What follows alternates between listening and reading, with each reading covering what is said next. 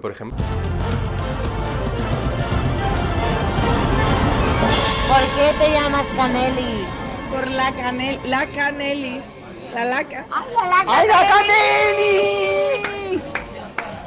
Muy buenas, queridas amigas, y bienvenidas a un nuevo episodio de Ayla Caneli. Hoy tengo un episodio muy especial porque además tiene que ver con algo que nos toca bastante de cerca aquí en España y que muy pocas veces conseguimos hablar de ello o sale a la luz. Me acompaña Santiago Lomas Martínez, profesor e investigador del Departamento de Comunicación de la Universidad Carlos III de Madrid y que forma parte del grupo Tezmerín, tengo aquí. Y bueno, bienvenido, ¿cómo estás? muchísimas gracias. Y pues nada, estupendo, me alegra mucho poder estar aquí. Entre otras razones por lo que te he dicho, que fuiste yo creo la primera persona que me dijo tengo el libro físico, entonces Fui el primero en tener ilusión, el sí, libro. sí. El libro del que vamos a hablar esta semana es Creadores queer en el cine español del franquismo, subcultura, homosexual y género, que es, por lo que tengo entendido, tu tesis doctoral. Exacto. El libro es una adaptación de mi tesis doctoral que estuve realizando entre 2015 y 2020, que fue cuando la defendí. Pero bueno, es una investigación que viene de más atrás, casi desde cuando era estudiante del doble grado en Periodismo y Comunicación Audiovisual. Claro, que ahí empecé a interesarme por Orduña, hice mi TFG un poquito, luego seguí en el máster y finalmente el doctorado pues fue como, bueno, más allá de Orduña casi podemos hablar de más cosas y ese es un poco el origen de la investigación.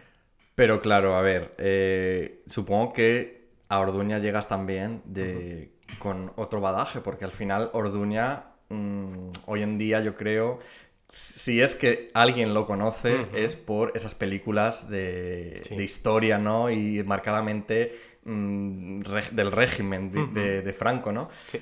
¿Cómo empiezas tú como a interesarte realmente por Orduña y a raíz ya de eso por todo este mundo de los creadores queers? Sí, pues esto fue cuando yo era estudiante. Tenía una asignatura que se llamaba Cine y Televisión en España, que cosas del destino, al final he acabado siendo profesor de ella. Es verdad, 10 años después, es verdad. Y claro, realmente teníamos que hacer un trabajo, el profesor lo orientó hacia el cine de los 40, porque en general en los estudios sobre cine español desde, final de los 90, en torno al 2000, ha habido investigadores tipo José Luis Castro de Paz que han empezado un poco a releer, es decir, es verdad que hay elementos, digamos, políticos en muchas de aquellas películas, pero también hay elementos, pues, narrativos, estéticos, temáticos, que pueden ser interesantes. Pues vamos a revisarlas sin prejuicios, por supuesto, sin negar y sin blanquear las cuestiones ideológicas más caducas, pero bueno, vamos a analizar ese cine clásico español, ¿no? Y entonces empecé a investigar sobre Orduña, ahora mismo no recuerdo exactamente cómo, pero leyendo, por ejemplo, a Santos Zunzunegui, que es otro investigador muy importante en los estudios sobre cine español, mencionaba la sexualidad de Orduña, ¿no?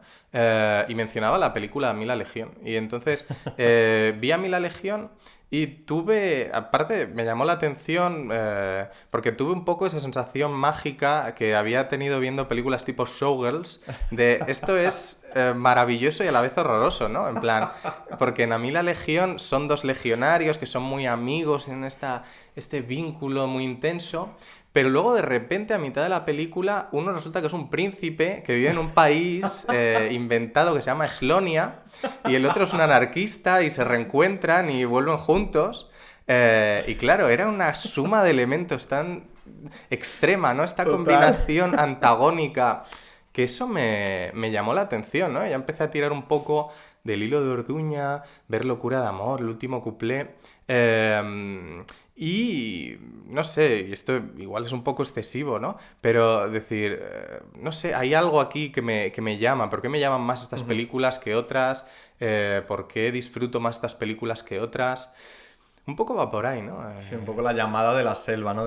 Sí, de decir, estoy viendo el último cuplé y no sé por qué, pero intuyo que esta película a la gente queer de décadas atrás tenía que gustarle y no Sí. sabía definir por Hay qué, algo ¿no? ahí. Claro, pero al final la cupletista, el torero, no sé, es una película que eso es del 57 y tal, pero sentía eso ahí, esa llamada, ¿no? Y un poco los años posteriores de investigación han sido, o estuvieron muy centrados en tratar de entender esa llamada, ¿no? Leyendo a Alberto Mira, por ejemplo, que trabaja mucho la cuestión, pues eso, del gusto, la subcultura. Sí. Sobre todo de pensar, siempre que hablamos sobre estudios queer tendemos a prestar más atención a las identidades, ¿no? ¿Cómo se representa tal identidad? Pero claro, lo queer excede eso, ¿no? Claro. Y claro, hay algo más allá, un gusto queer, una cultura queer, eso fue un poco lo que me fue llamando y de ahí viene, ese es un poco el origen del libro. Del libro. Tienes, claro, haces como una especie de contextualización en el que obviamente la homosexualidad ya existía antes de nuestros tiempos. Sí. Incluso en el franquismo existía y antes incluso también. Tienes el ejemplo más, yo creo que el más destacado y el más quizá que nos ha llegado a oídos hoy en día, a personas más entendidas, sería Álvaro Retana, Sí, sí. que luego también trabajó durante, bueno, trabajó entre comillas Sí. durante el franquismo y tal. Algunos referentes como Edmond Debris, también de principios de siglo, del transformismo. Es difícil encontrar hoy en día fuentes que hablen de estas personas, de estos creadores. Por suerte cada vez menos, pero sí es cierto, no sé, que al final hay que hacer como una especie de labor de arqueología, ¿no? Sobre todo si trabajamos esta cuestión de la subcultura, de esa cultura compartida que a la vez es mainstream y no es visible como queer, pero a la vez es muy queer, ¿no? Cada vez, como digo, hay más estudios, por suerte, sobre Retana, Edmond Debris, pero todavía queda bastante por tirar del hilo, ¿no? En el caso de Retana hay cada vez más estudios pues, sobre sus novelas donde aparecen personajes abiertamente queer, ¿no? Las locas de Postina, Sodoma entre en botijo y tal. Pero, por ejemplo, claro, las novelas que tiene sobre cupletistas... hay personajes queer secundarios, ¿no? Pero la forma de escribirlo, cómo lo aborda, ¿no? Los temas, los referentes y además algo que él conocía también. A mí hay un fragmento que me encanta, que lo cito en el libro, que es eso, la introducción a La carne de tablado, que es la primera novela que él hace.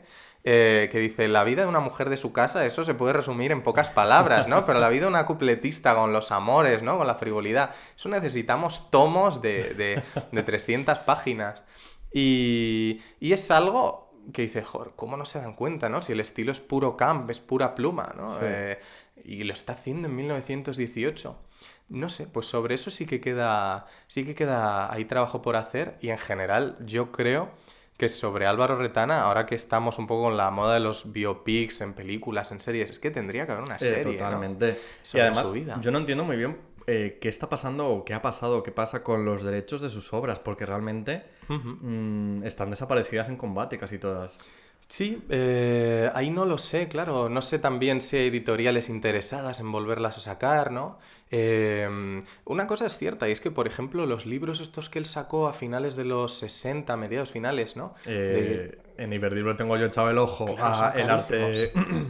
Historia del arte frívolo, que vale 160 euros o algo así. La gente especula con los libros de Real. Retana, ¿no? En O sea, plan... llevo 4 años con el ojo echado al libro a ver si baja. Sí, sí, sí. Es algo como de que hay que estar ahí atento. Yo lo conseguí, pero casi porque se lo pedí a los reyes, a mis padres y a mi hermano. En plan, me tenían que regalar algo y es como, bueno, si os vais a gastar algo más, porfa, el libro de Retana. Y merece la pena. Sí, sí, es que son maravillosos. Pues ya son... está. Sobre todo porque son enciclopedias de las estrellas, incluso las subestrellas de aquellas décadas, ¿no? ¿Ves este de Historia del arte frívolo? Y son las personas que participaban en el mundo de las variedades en los años 10, en los años 20, con una pequeña biografía, ¿no? Y claro, era lo que él había conocido en primera persona Y es fascinante, ¿no? Porque está, por supuesto, desde las superestrellas que trascendieron, ¿no? El paso de tiempo, tipo pues Concha Piquer, ¿no? A gente olvidada, Claro. que son la mayoría al final, ¿no? Personas que se dedicaron a ello y que, bueno, si queremos estudiar esa época, son documentos súper valiosos esos libros. Yo hay una cita que me gusta mucho, que además ya en el podcast la he sacado muchas veces, en mis shows también muchas veces la menciono, que es algo así como que es de la Segunda República y decía eso, que como que en la Segunda República florecieron los transformistas como setas después de lluvia.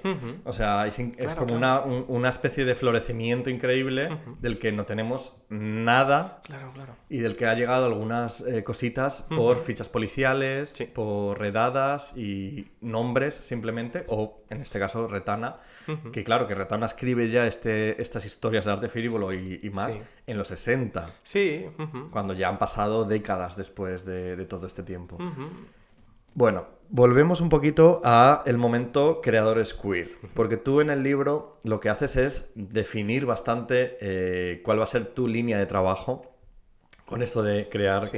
creador queer, porque también haces una diferencia entre homosexual y queer. Quiero que me hables un poco de esto, porque además quería hacerte unas preguntas y me las he reservado para hacértelas en directo. Porque claro, decías que hay algunas veces que la sensibilidad queer no tiene por qué venir de una persona homosexual. Entonces, por ejemplo, ¿qué hacemos con Manuel Murotti? Que yo en principio no tengo constancia de que fuera Sí, sí. homosexual, pero sus películas Son realmente excesivas, sí. son excesivas, tienen mujeres fuertes, que se salen de la norma de la época. No sé, cuéntame un poco. Sí, eso es. Es decir, lo comento en el libro. Porque a priori, bueno, en general, si revisas pues miradas insumisas y tal, claro, a priori parece muy sencillo qué es la homosexualidad, ¿no? Pero cuando hablas de ciertos fenómenos, ¿hasta qué punto te sirve, o sea, o ciertos aspectos de la cultura, hasta qué punto te sirve homosexualidad? ¿O no se trataría más bien de algo queer, es decir, de algo que se sale de las normas estéticas de género mayoritarias, ¿no? De ahí viene un poco. A mí es que me generó mucho conflicto mientras hacía la tesis en general. Y repito ahí un poco la coletilla. El tema de, claro, ¿hasta qué punto son homosexuales? Por ejemplo, todos los creadores que estudio, ¿no? Porque, por ejemplo, Antonio Gala es una persona que vemos claramente que es queer, pero nunca ha querido definirse, ¿no? Ya. Ni etiquetarse. Por eso lo enfoqué más en cuanto a creadores que claramente por la documentación histórica vemos que no tenían identidades normativas. Claro, ¿qué categoría elegirían ellos? A lo mejor alguno elegiría bisexual o asexual, no sé, elegirían alguna otra que trascendiera homosexualidad. E incluso probablemente, bueno, los que vivieron más sí podrían elegir la palabra gay, no sé, pero Orduña en los años 40 cuando trabajaba es que ni siquiera probablemente conocía ese concepto de gay, ¿no? Y preferí enfocarlo como creadores no normativos que dialogan y trabajan con la subcultura homosexual de su época, ¿no? Porque eso sí se puede, digamos, documentar y avalar a la hora de escribirlo, ¿no? Esa cultura, en la época se concibe la sexualidad de forma binaria, ¿no? Heterosexualidad y homosexualidad, y en ese paraguas de la homosexualidad tiene que ver muchas de estas cosas. Incluso lo pongo también en la sección de contexto histórico. Hay personas que en la época eran catalogadas como homosexuales, pero simplemente por el pensamiento binario de la época, ¿no? Y que seguramente hoy utilizaríamos otras palabras para pensarlas, para conceptualizarlas. Y de ahí esta cuestión de creadores queer, porque si somos rigurosos en términos históricos, utilizar la palabra homosexualidad ahí sería un poco forzado en algunos casos, Sí. en los que no están tan documentadas ciertas cosas, y que comparten la subcultura homosexual del franquismo. Y por eso la terminología, ¿eh? El paraguas este. Sí, sí. Me ha hecho mucha gracia porque además no conocía a Antonio Masguindal, no lo conocía, es como súper desconocido. De hecho, estaba intentando como buscar fotos de él y Sí. es imposible. Pero justo precisamente de él hay un momento que estás diciendo como que no hay documentación que Claro. avale que fuera homosexual, tal, pero hay artículos de periodistas que definían, por ejemplo, su casa, cómo era su Exacto. casa, y cómo pues, su colección de abanicos y todo esto, que obviamente, claro, nos llevaba a pensar que... Ujú. De hecho, Masguindal,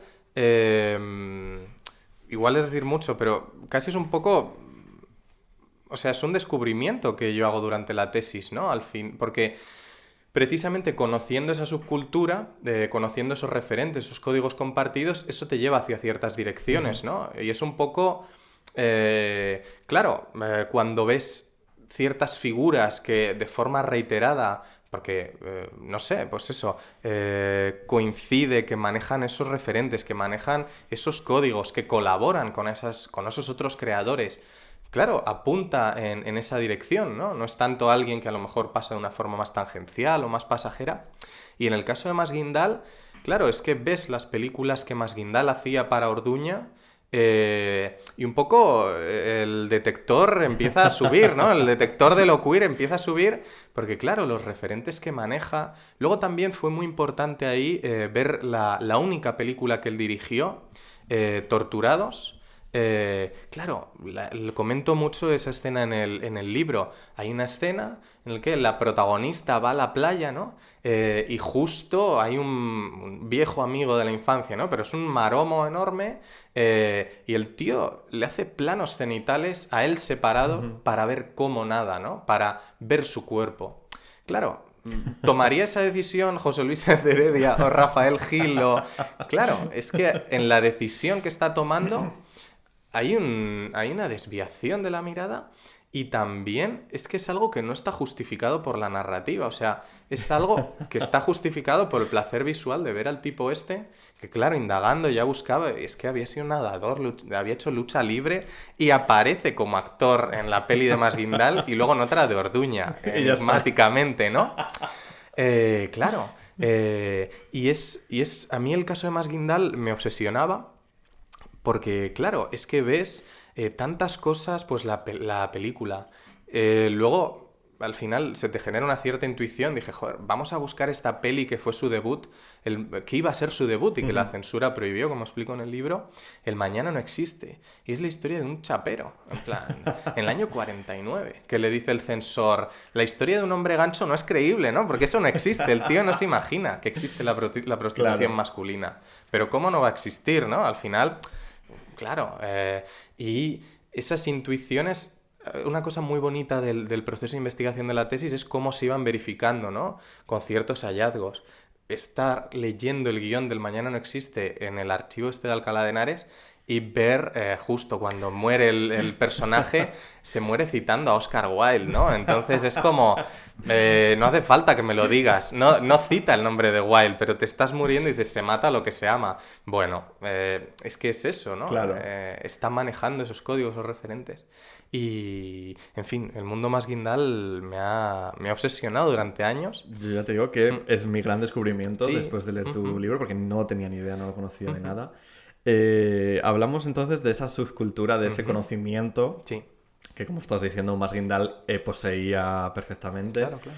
Y claro, subcultura, feminidad, camp, son factores Sí. que hoy en día siguen ligadísimos a la cultura queer Sí. actual. Y estamos hablando ya de cosas que ocurrieron hace casi 100 años. Sí. O sea, ¿cómo es este proceso camp, ¿no? ¿Cómo es este proceso de este gusto? Lo que decíamos al principio, que nos llama la llamada de la Sí, serie. sí, sí, sí. ¿Cómo crees que ha conseguido ir sobreviviendo a lo largo de las décadas? Al final, de lo que se trata es, bueno, que es cultura compartida, ¿no? Se generan ciertas tradiciones culturales que continúan, obviamente, pues con ciertas evoluciones o adaptaciones claro. históricas, ¿no? Esas identificaciones con figuras o con estrellas femeninas, probablemente, no sé, la gente que tiene 10 años menos que yo maneja otras, ¿no? Quizá no son las mismas que podríamos tener nosotros, Pero, bueno, maneja a alguien pues, que ha salido de TikTok o una youtuber, pero la tradición sigue de alguna forma, ¿no? Y por otro lado están las continuidades históricas, ¿no? Hay estrellas que perduran en el tiempo porque nos siguen diciendo algo, nos siguen siendo muy válidas para construir nuestra identidad o discursos, para pensarnos, para dialogar con el día a día, ¿no? Yo lo pienso al final un poco del fenómeno folclóricas, ¿no? Ha habido algunas que han quedado más en el olvido, Sí. aunque tuvieran mucho fandom queer, por así decir, ¿no? Probablemente porque los valores que encarnaban pues ya no siguen tan vigentes, pero por ejemplo Sara Montiel es que está a la orden del día, ¿no? O Lola Flores, porque, bueno, todo ese potencial transgresor que tenían, pues nos sigue siendo muy Nos sigue apelando, enriquecedor, ¿no? claro, nos sigue siendo muy enriquecedor todavía hoy. Y también porque son superestrellas, ¿no? En la época en la que trabajan, el cine en el que trabajan es el cine clásico, que funciona mucho con la lógica de crear un vehículo en torno a la estrella, ¿no? ¿Volverá a existir una estrella como Sara Montiel? Probablemente más rica o con más seguidores, lo que sea, seguro, ¿no? Pero que goce de la posibilidad de tener un vehículo cinematográfico a su servicio al año durante, no sé, 15, 20 años, Claro. todo alrededor de ella. Claro, la industria ha cambiado. La nuestra ha cambiado. Entonces, Lo que estaba pensando, digo, es eso que es. sería imposible hoy en Claro. día, yo creo, algo así. Ujú. Pero bueno, estaba pensando, por ejemplo, cuando hay momentos en el libro que citas a, pues, como los maricones de los años Ujú. 20, 30, que contaba Retana de, pues, la Ujú. bella Charito, Exacto. y estaba pensando, por ejemplo, pues ahora Lady Gaga, Ujú. Madonna, por ejemplo, que Exacto. además Madonna ya también está, Sí, sí. casi nos está dando un poco Sara Montiel vibes con Tony el cubano, ¿sabes? Sí, sí, sí. Entonces, me refiero que al final, claro, la cultura se va reciclando, pero al final permanece un poco el mismo Sí. espíritu, Ujú. ¿no? De Eso esto. las dinámicas de funcionamiento siguen. Lo que pasa que al final la cultura, y si me pongo muy sesudo, córtame, ¿eh? Pero al final, cuando hablamos de cultura, la cultura es histórica, ¿no? Va ligada a la historia. Entonces, hay procesos pues de evolución, de cambio, a veces de involución. Y bueno, los referentes cambian o se releen de otra forma, ¿no? Hay referentes que a lo mejor en los años 50 se leían de una forma. Y luego esa estrella nos ha llegado de otra forma, o nos fijamos más en X etapa de su carrera. Bueno, es algo histórico en fin, la tradición continúa, lo único, pues los referentes van cambiando. Es algo que fluye, que es dinámico, ¿no? Hablamos también, vamos a hablar de... Hemos hablado un poquito de Orduña, Sí. de Masguindal. Vamos a hablar de películas. Vale. Ujú. Porque estamos hablando también, pues, esa subcultura, Sí. ese momento de tener algunas películas como películas tótem, ¿no? Para ciertos grupos, para ciertos momentos. Sí. Yo me acuerdo, Alberto Mira Ujú. una vez contaba que cuando él fue a San Francisco a estudiar, Sí. en los años 70 creo que fue más o menos, cómo le chocó, siendo joven, cómo le chocó llegar allí a un cine de reposiciones y ver que grupos de maricas iban a ver The Women, Exacto. de Cukor. Ujú. Y claro, fíjate que yo no había sido consciente. Para mí, leer eso fue como ser consciente de repente, digo, de esto lo que estamos hablando, ¿no? De esta línea continua de que se va reciclando. Como por ejemplo, para mí ahora ir a ver Showgirls o ir a ver Mami Deres incluso, Sí, aunque sí. ya de Mami Deres ya se está pasando un poco la época, pero por ejemplo, Showgirls Sí. hoy en día es marca de eso, ¿no? Desde ese punto. ¿Cómo debió ser el estreno del último cuplé el año 57 en España? Ujú. Sí, a ver, hay una cosa muy, muy chula y que la recojo en el libro, es cómo lo vive Terence Moix, ¿no? En el momento del estreno del último cuplé, habría gente que se fijara, ¿no? Pero es un poco no sé, va circulando que hay algo en esa peli y que empieza a atraer, ¿no? A la gente, ¿no? Y lo explica muy bien Terence Moix. Pues eso, cómo poco a poco se va convirtiendo en una referencia Sara Montiel, las canciones, ¿no? Incluso él dice, la primera vez que ligué por mis propios medios, o sea, que identifiqué a alguien, ¿no? Homosexual, fue con las canciones, ¿no? De Sara. Sí, no sé, es algo curioso. Yo creo que en ese primer momento no sé, no se darían cuenta, pero es curioso cómo se va generando esa subcultura en torno a Sara, ¿no? Sara como figura de referencia y es algo que se explota mucho y de formas muy explícitas, ¿no? Si vemos las últimas pelis de Sara, por ejemplo, pienso en Varietés, ¿no? Está cantando canciones de Miguel de Molina, ¿no? Es como hacer un guiño claramente, pues cuando está cantando La Bien Pagado, te lo juro yo, sabe, ¿no? Que hay un público. Incluso esta peli que es, o sea, por comparación, bastante peor, Cinco almohadas para una noche, ¿no? Que no se ajusta mucho a ese modelo de lucimiento, es ella intentando adaptarse a esa comedia sexy de los 70 y tal, como se llamaba en la época, tiene ese momento maravilloso de Luna de España, ¿no? La Luna es una mujer que sale llena de purpurina, sombra de ojos, brilli brilli, el cuerpo de bailarines con los torsos desnudos, mallas, ¿no? Y lo está dirigiendo Pedro Lazaga, que es un director que no es muy queer, no entraría muy en el libro, pero ella sabe, ¿no? Que ahí hay un público y sabe que también se debe a ese público, ¿no? Y entonces, no sé, es curioso porque se van viendo un poco como los síntomas, no es algo explícito, pero vas viendo en el paso del tiempo, claro, ya cuando estás metiendo, no sé, el pitchy con el travestismo, vas tocando ciertas teclas, o ella, ¿no? Que dice, necesito a alguien que me haga un vehículo, llama a Antonio Gala, que me va a entender muy bien, ¿no? Bueno, ahí se ven esas dinámicas. Claro, pero eso llegamos a ello después. Ujú. Pero claro, en el 57, cuando Orduña Sí. planea este proyecto suyo personal, además, Sí. que se llega a endeudar, ¿no? Cifesa no cree en el proyecto.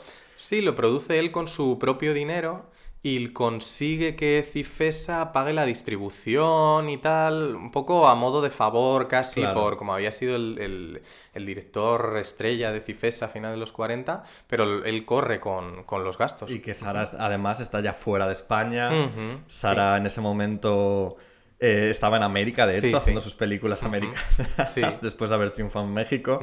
Y me encanta la anécdota, bueno, la anécdota, ¿no? Sí. Se sabe que ella vino por hacer un favor personal a Sí, Orduña y que se fue en cuanto terminó Ujú. y echaba pestes de la película y todo y no vuelvo a pisar. Sí, yo creo que ella lo cuenta en sus memorias. Hay una cosa fascinante de Sara, o sea, no lo digo como algo negativo, sino que es una estrella que crea su propia mitología, ¿no? En plan, que hay historias que son como, bueno, llamativas, pero que fueron reales, ¿no? Es que hay cosas tipo la foto con James Dean, es que eso está, ¿no? Sí, sí, Y sí. luego hay otras cosas, pues que ella añade un poco su creatividad, ¿no? Toda, que luego, claro, lo de el proceso del último cuplé ya lo cuenta así, pues que me llamaron, que iba a ser otra cantante, y algunas cosas, luego, pues Fortunato Bernal, que era como la mano derecha de Orduña, pues lo relativiza un poco, o este testimonio fascinante de Armando Calvo, que lo recojo en el libro.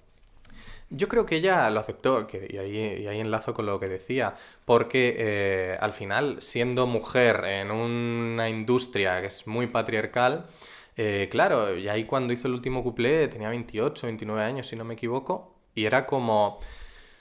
Ella vino, yo creo, a hacerle el favor a Orduña, también porque, bueno, es una oportunidad de ser protagonista, ¿no? Claro. En Hollywood al final, pues es como la latina, La ¿no? india. Claro.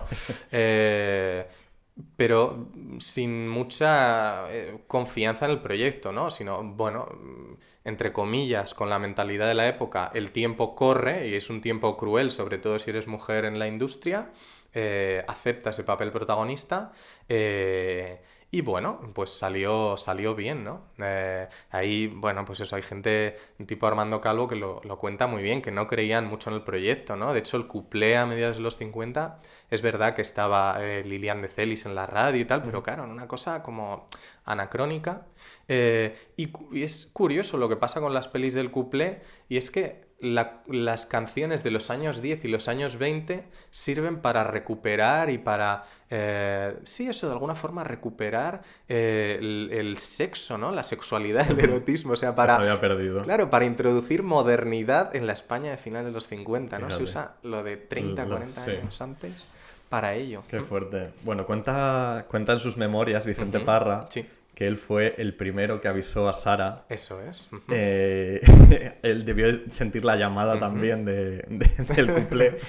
Y él cuenta eso, que él fue el primero que avisó, que mandó una carta a Sara. Sí. Y que Sara no se lo creía. Y claro, el momento de vuelta a triunfar a España y estreno ya, bueno, estreno no, sino cuando esa recepción en los cines Callao y todo esto, que ella exigió que fuera Vicente su acompañante. Sí, ahí, claro, luego está la época esta como que hay que reconstruir y también está la mitología entre medias. Claro, ella viene y le están ofreciendo trabajo Benito Perojo, Cesario González, que eran, entre comillas, las majors, ¿no?, del cine español de ese momento. Orduña y Masguindal le ofrecieron un siguiente proyecto que se llama La Tirana y ella lo rechazó. En plan, claro, si has estado con Orduña trabajando en unas condiciones un tanto precarias y de repente los dos productores más importantes del cine español que tienen, vamos, un acceso a los mercados hispanohablantes de América, por ejemplo, enorme, te están ofreciendo mucho dinero por tus propios vehículos, pues claro, ella tiró por ahí, pero La Tirana, que es la siguiente peli de Orduña y Masguindal, la podía haber hecho, al final la hizo Paquita Rico, y es una peli curiosa, es una peli llamativa, que de hecho barajé para la tesis, al final no me metí en ella, pero bueno, no sé, podría haber sido otra trayectoria la de Sara. Pero bueno, fue inteligente, ¿no? Dijo, al final, ¿quiénes son los que más pueden favorecer mi carrera? Bueno, y tiro por ahí. Fue inteligente porque además ella, lo que tú decías, crea su propia mitología y crea sus propios manierismos y su propia icono. Porque obviamente recordemos que Sara llevaba ya desde los años 40 trabajando en cine. La tenemos en Locura de Amor con Aurora Bautista y Orduña, precisamente. Exacto. Luego en sus películas mexicanas está en otro registro completamente diferente. A mí, Cárcel de Mujeres, por ejemplo, me encanta. Piel Canela. Me encantan todas estas. O sea, quiero decir, Sara realmente era una buena actriz. Sí, sí. O sea, tenía una carrera que estaba construyéndose poquito a poco, pero que estaba siendo consistente. Sí. Pero que de repente, cuando tú ya ves sus películas míticas españolas, es saritísima. Claro, o sea, es claro. lo que decía un poco Mois, ¿no? Ya se crea ella misma su propio personaje. Y de hecho eso en el último cuplé se ve, porque en el último cuplé todos sus manierismos no están todavía. Claro. Aunque es como la película de referencia, pero todavía no están, todavía está formándose, ¿no? Y luego de repente ver La Reina del Chantecler, de repente, que es más o menos lo mismo, ya ves todas esas cadencias, todas los paladares, ¿no? Yo ahí hago un elogio de Sara Montiel y de hecho hice un artículo con mi compañero Asier Gil y lo colocamos en una revista muy potente que es Feminist Media Studies sobre Sara Montiel como creadora. Es decir, porque siempre que hablamos de mujeres creadoras pensamos la directora, la guionista. Es sobre Sara Montiel y Marujita Díaz, que al final son dos mujeres que están trabajando en el cine clásico, en ese cine industrial, y que trabajan en esas lógicas, ¿no? Y quieren tomar las riendas de su carrera y diseñar sus propios vehículos. Y en el caso de Sara Montiel se ve, bueno, ella llega a ser productora al final de sus películas, de Tusset Street, de esa mujer. Tiene un juicio muy, muy serio con Cesario González porque quiere tener control creativo sobre sus películas y no estar completamente dominada. Claro, todo esto luego a ella le genera sus consecuencias negativas en la sociedad machista de la época de es una actriz, una diva, eso... Sí, difícil, ¿no? Lo de la mujer difícil y tal... Pero también es una persona que conoce muy bien su oficio, que quiere tener control sobre su oficio y sobre las películas que hace, ¿no?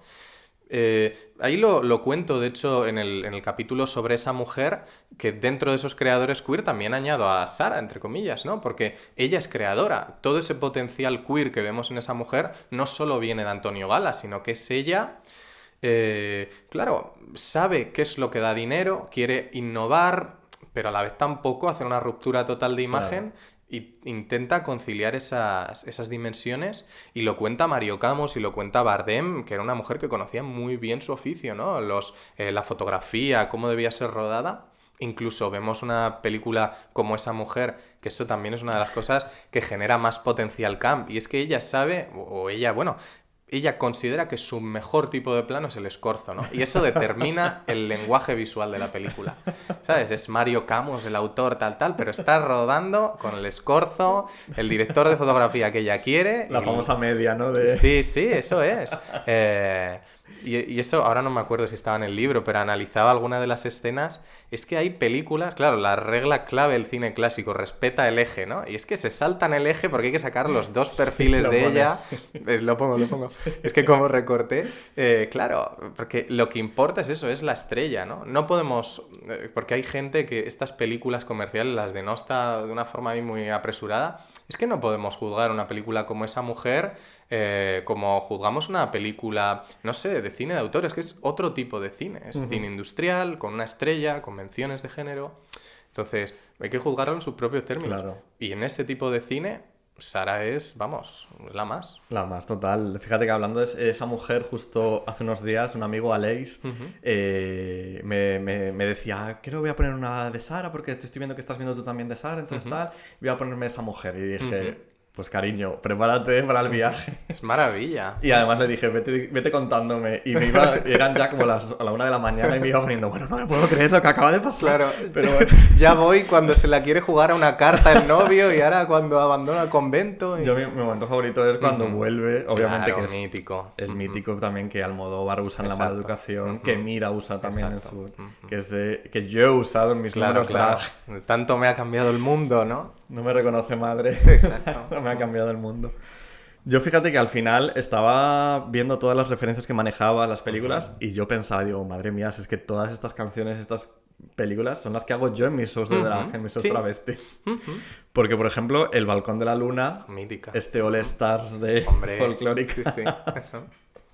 Que además me parece muy fuerte que, como nota de a pie de página, menciones RuPaul's Drag Race. Claro, porque... en un libro sobre queer. Es verdad, porque ¿por qué nos atrae El balcón de la luna? Porque al final es que está hablando de esas dinámicas de sororidad por un lado y rivalidad por otro, ¿no? De los novios, de a ver quién, no sé... Es un poco el War Room, ¿no? Cuando están maquillándose y hablando, exacto. pues Paquita Rico, Carmen Sevilla y Lola Flores de repente... Es una película increíble también, El balcón de la luna. Y además tiene ese elemento, como bien dices, de All Stars, ¿no? Son como las tres superestrellas folclóricas de los 50 juntas en una misma película. En la época, porque hay gente que dice, claro, no tenemos datos de taquilla de esos años, como que no fue tan bien y tal, pero ha quedado como una película mítica, sobre todo entre, digamos, nosotros, el público queer, por las, no sé, las referencias, las frases, las canciones, ¿no? Lo que tú decías precisamente, que hoy en día en Instagram o en Twitter, raro es el día o la semana, a lo mejor no vamos a ponernos tan así, que no te aparece de repente un clip de alguna de sus películas, de estas.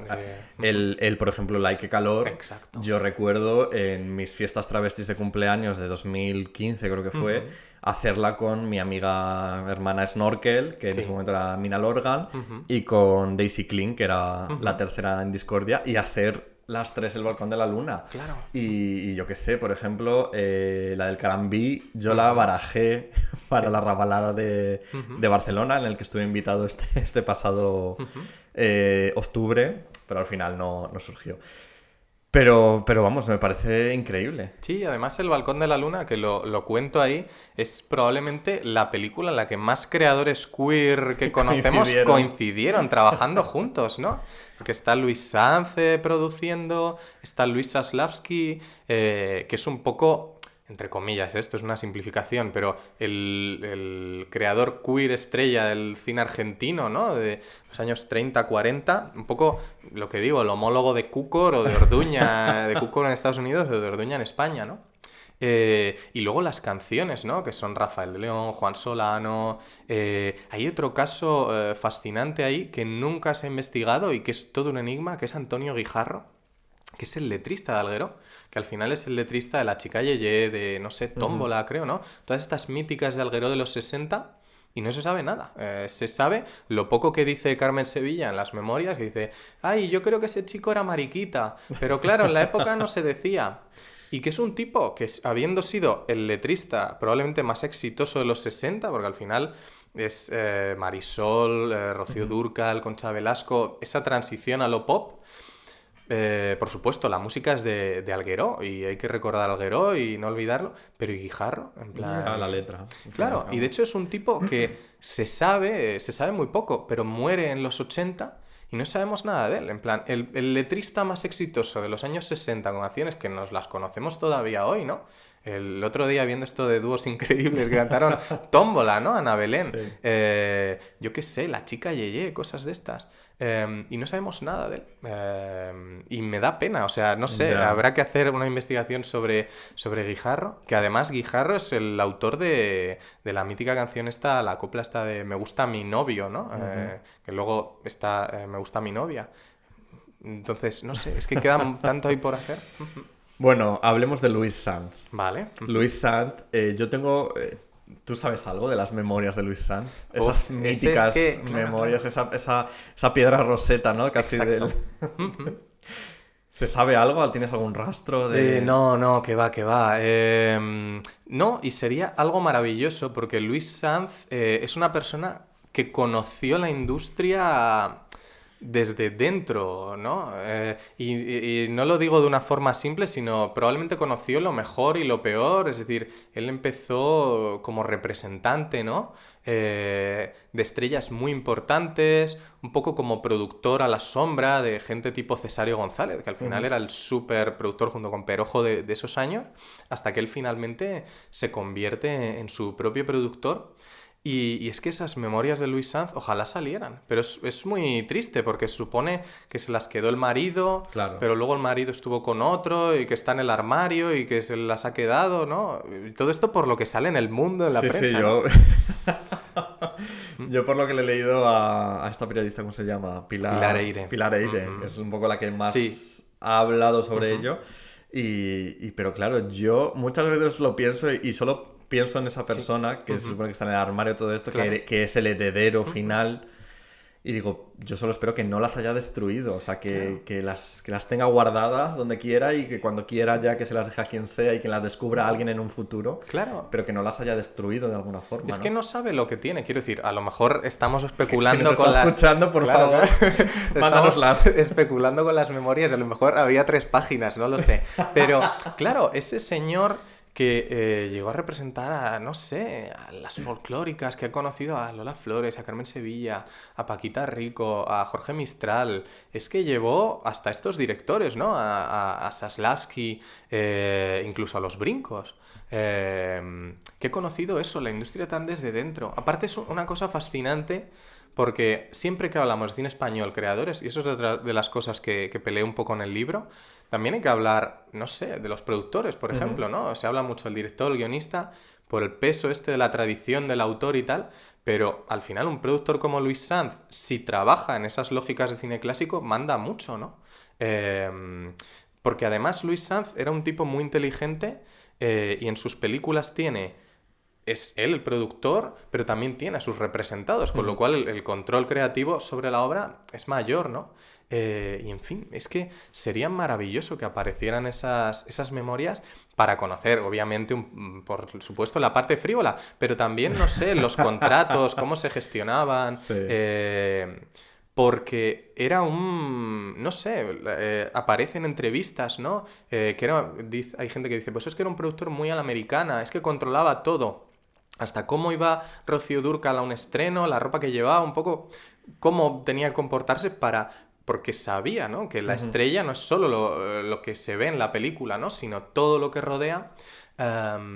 Y luego él, en fin, no sé, es que como productor ha hecho películas muy relevantes y que no se han reivindicado tanto como se debería, creo yo, como por ejemplo Las cosas del querer, ¿no?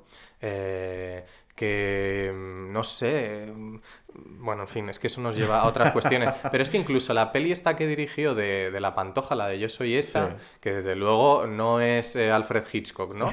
Pero es una película muy interesante por toda la subcultura que tiene, ¿no? Totalmente, sí, sí. Es que hay un momento que yo a veces digo estas cosas un poco de forma irónica, pero a la vez en serio, ¿no? Hay un momento que está cantando Pantoja, ¿no? Y está cantando Romance de Valentía o algo así, ¿no? Y de repente hay 2 contraplanos al público, que uno es una mujer sola llorando, porque ese momento se está ambientando en la posguerra, y 2 hombres que justo se cogen de la mano, ¿no? oyendo la copla que está cantando la Pantoja. Es que, vale, la película será mejor o peor, pero nos está diciendo para quién era relevante una canción, una copla como esa, quiénes se identificaban con eso y quiénes vivían esa experiencia emocional de una forma más intensa, ¿no? Sí. Y es algo valioso. Aparte, es una peli que yo quería haber escrito, pero luego al final lo he hecho. Pero es que tiene como, si hiciéramos una lista de todos los check, ¿no?, que hay que hacer del libro, Sí. es que lo tiene todo, hasta el final, ¿no? Bueno, hay un momento que sí que cuentas, que es el número de Pantoja que Mítico. haciendo la niña de la estación. Exacto. Que es increíble. Claro, es que eso, si no es camp, eso, la Pantoja de Rosa Chicle cantando La niña de la estación, con esos ademanes, ¿no? Las inflexiones de la voz, es que si eso no es camp... Totalmente. Bueno, Luis Sanz, como creador, Sí. es responsable del Balcón de la Luna, Ujú. pero también de otras películas que han pasado también un poco a nuestros días, como por ejemplo Casa Flora, Mítica. con Lola Flores, haciendo esta especie de... Los 3 números que hace de ella delirio, que son cumbres, ¿no? que son- Ujú. yo, fíjate que durante la carrera en YouTube veía una y otra vez el fragmento del teléfono Ah, claro. con Estrellita Castro y me lo sé actualmente, me lo sé de memoria, que te lo puedo hacer en plan Claro, lip sync, claro. absolutamente. Y Casa Flora y Mi hijo no es lo que parece, son esas dos películas Sí. de las que tú hablas, como pues rescatando estrellas. Lola Flores quizás no hacía falta tampoco que la rescataran mucho, pero bueno, darle un registro nuevo. Sí. Pero Celia Gámez, Claro, claro. Sí, no hablo tanto de rescatar, sino como de... hay una generación bueno, una generación es mucho, pero hay actrices que en un momento dado de su carrera deciden un poco asumir o ayudar, ¿no? En el caso de Lola Flores seguía muy vigente, pero reforzar un poco ese giro que ella quería hacer a finales de los 60 de pues que soy actriz, no solo, ¿no?, la folclórica y tal. Y hay otra peli que igual, bueno, la suprimí del libro para cortar, pero que es muy interesante, que se llama Pepa Doncel, que es con Aurora Bautista, Sí. ¿no? Y es que ves Pepa Doncel y es Aurora Bautista, Mercedes Vecino, Gracita Morales, Amalia de Isaura, que había sido cupletista, la compañera de Miguel de Molina. Es que son divas de referencia, ¿no? Claro. Al final me centré en estas dos, por un lado, porque para que el libro no fuera demasiado extenso, y también porque son probablemente las dos donde más explícitamente se ve lo camp, ¿no? En ese cine de finales del franquismo, porque o sea, hay unas cotas de exceso estético, teatralidad, ironía, ¿no? Los números de Casa Flora. Claro, al final, que es otra de las razones por las que las destacaba. Cuando hablamos de Rafael de León, ¿no?, de estos autores de la copla, pensamos mucho en las canciones míticas de los 40, más trágicas y tal. Pero, joder, Rafael de León estaba escribiendo A mí me gustan los hombres, que es una letra... digamos, sin concesiones. O el mítico El teléfono, o incluso fuera del cine, León y Solano estaban creando el mítico Señorito de Isabel Pantoja, ¿no?, que aparecía travestida. No sé, es que solo que incluya el verso de Estoy como una perra, ya es como un posicionamiento muy queer, ¿no? Y claro, también quisiera yo como que se preste atención a eso, porque se ha quedado León pues como la copla, la tragedia y tal, pero León, pues el Ay qué calor, el Con el carambí, yo qué sé, y otras que tiene por fuera, joder, es que son maravilla, ¿no? Y Mi hijo no es lo que parece, es una película, de hecho fue la primera sobre la que publiqué un artículo, para evidenciar eso, ¿no? Que más allá de la representación que pueda haber más explícita o no de identidades queer, es que es una película repleta de referencias, ¿no? La estética, es que es todo tan camp, pero tanto, y cosas que igual, no sé si lo dejé en el libro, pero es que en el guión está, ¿no? En plan, de que había una escena que luego no aparece en la peli, pero es como que les dan un premio al personaje de Celia Gámez y al de Esperanza Roy, y lees el guión y las indicaciones son Mónica está haciendo el mejor papel de su vida y cosas así, ¿no? Que claro, en plan, es que no hace falta poner gay ni homosexual, es que Claro. es una forma de crear, en plan, la casa de Mónica es, no sé, como zafia, burda, tal, y con algún detalle de mal gusto. Claro, es que en ese guión ya está esa perspectiva cam, ¿no? Totalmente. Y luego se ve, por incluso una cosa muy bonita, las referencias internas, ¿no? La peli empieza con Celia Gámez parodiando Locura de amor, ¿no? O esa escena, que ahí lo digo, claro, eso yo no lo sé, es mi hipótesis, pero que para mí están citando ese diálogo de pequeñeces, ¿no? Cuando le dice a Aurora Bautista, a Sara Montiel, lo de las honradas somos nosotras, ¿no? Es que justo aparece en Mi hijo no es lo que parece, ¿no? Sí. Y dice, ay, muy honrada con su visita. Y dice, bueno, si eso te hace sentir honrada, por mí que no quede, ¿no? No sé, es que al final eso es de lo que hablamos cuando hablamos de subcultura, ¿no? No es que haya un personaje gay o algo explícitamente vinculado con la sexualidad, sino esos guiños, esas referencias, esas formas, ¿no? Me estoy dando cuenta que no me has contestado la pregunta que te hice antes sobre ¿Cuál? Murotti. Ah, lo de Murotti. Bueno, Murotti. Por eso, bueno, lo que te decía antes, hablar la cuestión de creadores queer y cultura compartida. Al final de lo que estamos hablando es un poco de la acumulación de referentes, cómo se comparte esa cultura, pero en Murotti hay cuestiones que se pueden activar más desde una perspectiva queer, ¿no? Por ejemplo, el melodramatismo, ese exceso. Si vemos Condenados, ¿no? Mítica, Aurora Bautista, a tope, ¿no? O Cielo Negro, Cielo ¿no? Negro es Que es brutal. maravillosa y me encanta poner el final en clase porque es, no sé, es que es tremendo. Lo que pasa que, claro, hay tanto, o sea, quiero decir, no se trata de que unos sí y otros no. Puede haber un potencial queer, etcétera, etcétera, pero Murotti trabaja esa línea de forma consistente a lo largo de toda esa filmografía, sus intereses creativos en cuanto a los relatos que genera, los códigos estéticos que mantiene y tal. Se mantienen iguales a lo largo de la filmografía y luego también una cosa que viendo Condenados, qué tipo de elementos simbólicos o la narrativa por dónde va, porque ahora no recuerdo exactamente la trama de Condenados, pero Murotti también tiene, que eso lo analiza muy bien Castro de Paz, la simbología es muy patriarcal, ¿no? Es como la tierra que debe ser fecundada y no sé qué, y no recuerdo exactamente cómo acaba Condenados, porque ya la vi hace como 7 años así, pero o sea, ¿hay esos elementos de transgresión sexual, de identificación con el deseo? ¿O es Aurora Bautista que al final reprime su deseo, se contiene para que el hombre pueda estar en una posición de estabilidad? Que eso es una cuestión, y ya te digo, si me enrollo, cortame, que la desarrollaba muy bien Laura Malvi. Ella tiene un texto sobre el melodrama del 77 y ella distingue dos tipos de melodrama, ¿no? Habla de tragic melodrama, cuando el melodrama, sí está la mujer, pero la mujer funciona un poco para estabilizar la tradición patriarcal, funciona un poco para eso, como que el hombre no sufra o todo se mantenga en orden. Ese tipo de melodrama tiene que ver más con Condenados o con alguna otra peli histórica tipo Reina Santa. A mí lo que me interesa es eso, lo que ella denomina el melodrama de mujeres, que por eso yo pongo ese título consciente en el epígrafe, que es lo principal es el deseo de la mujer, ¿no? La posible transgresión de las normas sexuales, la identificación con ello, cómo se viven las consecuencias de transgredir las normas. Orduña está más en esa cuerda, Sí. Y Murotti va más en la otra, ¿no? Ya. No sé si te he contestado Sí, ahora. no, sí, tiene sentido todo lo que estás comentándome. Por eso. No, Ay- ya te digo, no es tanto que unos sí, otros no, porque al final si no, nos vamos a lo que queremos combatir, que es como las categorías rígidas y tal. Un creador heterosexual puede compartir esa cultura queer y Claro. puede compartir lo que pasa, no sé, imagínate, mañana Martin Scorsese o Enrique Urbizu hace un biopic de Sara Montiel, dejan los mafiosos y la criminalidad a un lado y se ponen a empollarse el relicario y tal. Lo podrían hacer, porque es cultura, no es algo como de esencias, ¿no?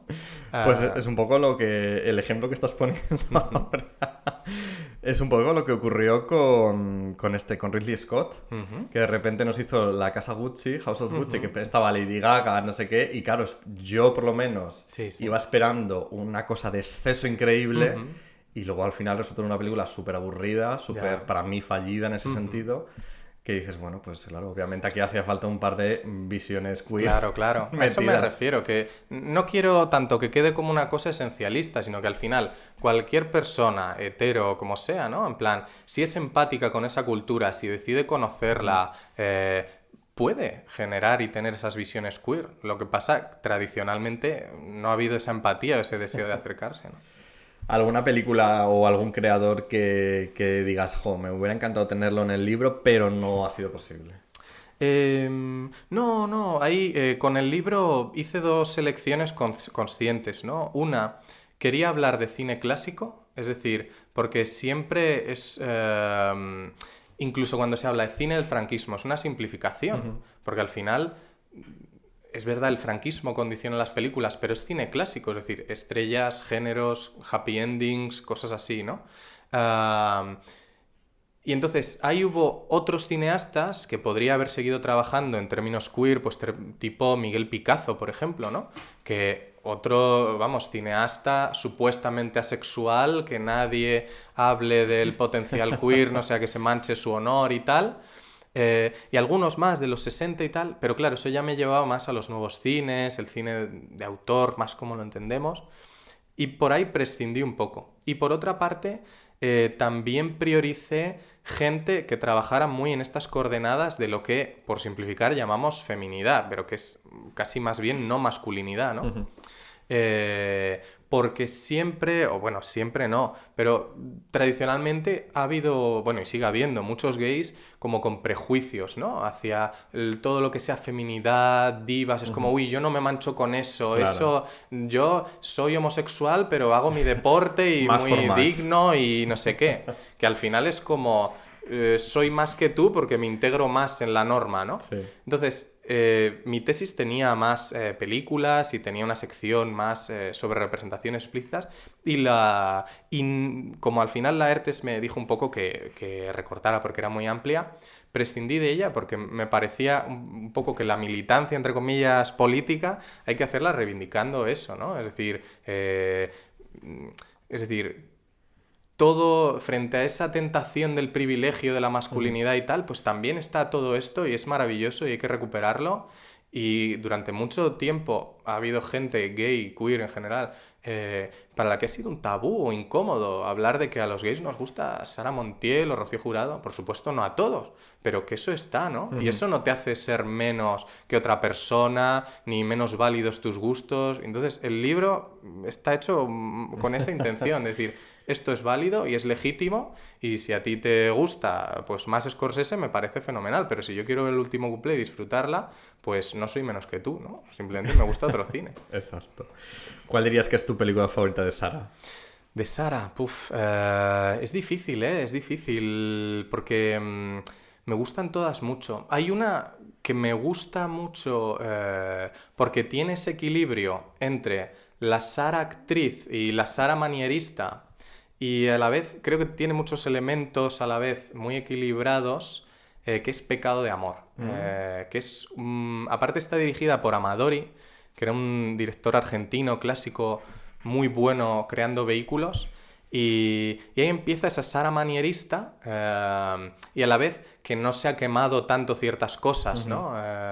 Y está muy bien. Aparte hay una cosa que yo siempre lo digo, a Sara hay que verla en alta definición, porque las películas se entienden mejor así, porque toda la dirección de fotografía está pensada para cómo sale su cara, el tipo de plano, es que su rostro determina el lenguaje visual de la peli, también por las canciones, ¿no? Que, pues estas míticas del Pichi, Los Nardos, ¿no? Incluso Madre Selva, que es de Amadori, no sé. Yo creo probablemente esa es la que mejor sintetiza, y también por otra cosa, y es que la gente, como al final el cine más comercial de los 60, 70 son las comedias populares, se cree que el cine clásico español era así como más precario y tal, pero ves esas películas de Sara Montiel con Cesáreo González, con Perojo, se invertían mucho dinero, son producciones que a nivel de fotografía, no sé, son muy cuidadas, muy sofisticadas. Y entonces quizá elegiría esa. Pecado de amor. Pues nada, con esta lección te tengo que dar las gracias por haber estado esta semana en Ayla Canelli. Nada, muchísimas gracias a ti por darme la oportunidad de hablar sobre el libro y también, bueno, de compartir cinefilia, Aquí estamos, referentes. dos maricones en 2022 hablando de Sara Montiel. Bueno, ¿y qué pasa? Pues Todo ya perfecto, está. vamos. No vamos a estar solo hablando de Foucault y no sé qué, pues también de Fumando Espero, ¿no? Muy bien, muchas gracias, Santi. Muchísimas gracias. Recordaros que podéis haceros con vuestra copia de Creadores Queer en el cine español del franquismo, subcultura homosexual y género en vuestra librería de confianza, cariños. Yo lo compré en Berkana, que es mi librería de confianza. Y además Berkana organiza este próximo 17 de diciembre junto a Dos Bigotes su tradicional Christmas Market navideño. Y la segunda oportunidad que tenéis de ver el vermú con la Canelli. En este caso va a ser un vermú con la Canelli 2, La Venganza. Os espero allí en el día 17, el sábado 17, en la sede de la Fundación 26 de diciembre. Sé que hace unos episodios lo anuncié en otro sitio, pero ha cambiado, ahora va a ser en la sede de la Fundación 26 de diciembre, ¿vale? Para quien no sepa dónde está, es calle Fray Ceferino González 4. Es la nueva sede de la Fundación 26 de diciembre, que anteriormente estaba en la calle Amparo, ahora está en calle Fray Ceferino González 4. Os esperamos allí a todos para todo ese día que vamos a estar del Christmas Market. Yo estaré a partir de la 1:30 entreteniendo pues la horita del vermú. Por eso, obviamente, es un vermú con la Canelli 2. Y nada, chiquis, pues nos escuchamos la semana que viene en el nuevo episodio de Ayla Canelli. Se está acercando el fin de año y os recuerdo que también podéis votar el Canelivisión 2022, vuestras películas favoritas del año 2022. Está la encuesta en el Twitter del podcast, @la Canelli. Ahí tenéis el tweet fijado, es la encuesta para que votéis vuestras películas favoritas de 2022. Ya sabéis, de 12 puntos la máxima, la que más os ha gustado, y un puntito pues de las 10 que más os han gustado, la que menos. Y así elaboraremos juntos la lista de Canelivisión 2022 con lo mejor de este año del 2022. Tenéis hasta el 22 de diciembre y además entre los que participéis sortearé un póster exclusivo de Ayla Canelli, precisamente el de Showgirls, ya sabéis, el que tanto os ha gustado esta temporadita. Recordaros las redes sociales, @lacanelli _ en Twitter, @lacanelli en Instagram y @a_lacanelli, tanto en Twitter como en Instagram son las redes del podcast. Y tengo algo más que deciros, el coffee, que siempre me olvido del coffee. Muchísimas gracias a todos los que me dais coffees, de verdad que soy una desagradecida, nunca os digo nada. Muchísimas gracias. En el de fin de año prometo sacar la lista de todas las personas que han mandado coffee y deciros vuestros nombres. Y recordaros simplemente que es ko-fi.com/Ayla Canelli, el coffee del programa, para que del podcast, vamos, para que me sigáis pues mandando vuestras pequeñas propinitas, ¿vale? Y nada más, un besazo muy fuerte y ahora sí, hasta la semana que viene.